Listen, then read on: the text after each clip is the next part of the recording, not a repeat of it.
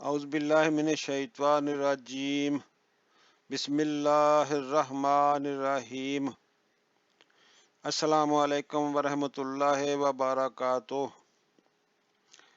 ناظرین، اب میں آپ کو حالت اسلام میں مرنے کی خواہش کی دعا بتانے لگا ہوں۔ دعا یہ ہے: ربنا افرغ علینا صبرم و توفنا مسلمین،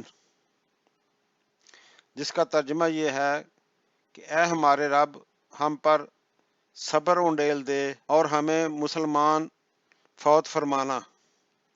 یہ سورۃ اعراف کی آیت نمبر 126 اور اس کا ترجمہ ہے: سبحان اللہ وما علینا الا البلاغ المبین۔